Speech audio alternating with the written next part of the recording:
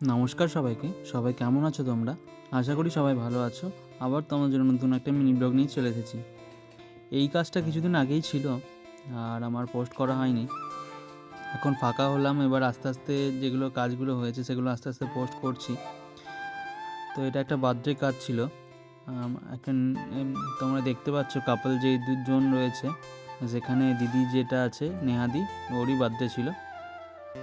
সেই জন্য চলে গেছিলাম আমাদের শিউড়িতেই সাগর হোটেল যেটা আছে সেইখানে একটা রুম নেওয়া ছিল, সেইখানে এবার সাজানো হয়েছিল। সেখানেই আস্তে আস্তে ছবিগুলো প্রথমে গিয়ে নিচ্ছিলাম।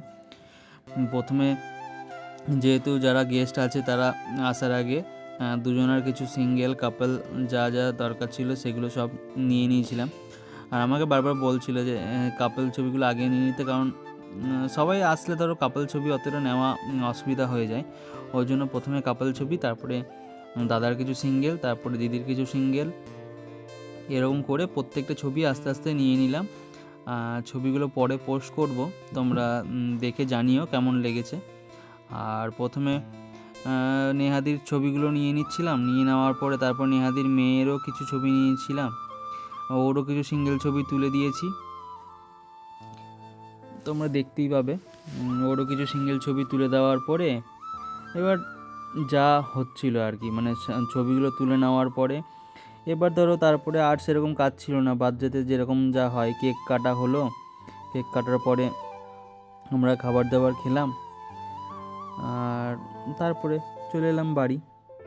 তোমরা এই মিনি ব্লগগুলো দেখে জানিও যে তোমাদের কেমন লাগে, আর ভালো লাগলে অবশ্যই একটা লাইক কমেন্ট করো, না হলে বুঝতে পারি না যে কীরকম ভিডিও করলে তোমাদের ভালো লাগবে। চেষ্টা করি সবসময় ভালো করে ভিডিওই দেওয়ার। তো এই ভিডিওটা কেমন লাগলো অবশ্যই জানিও। এরকম মিনি ব্লগ আরও আসবে। আমার যা যা শ্যুট হয় সবটারই আমি চেষ্টা করি মিনি ব্লগ করার।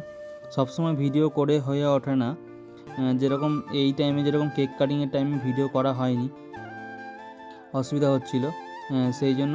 আর এদিকে তারপরে ধরো আমি গেছিলাম, আমার সাথে সাগর গেছিলো, আর আমার ছোটো বড়ো যাই কাজ থাকুক সাগর সবসময় আমার সাথে থাকে। তো চলো বাই, সবাই ভালো থেকো।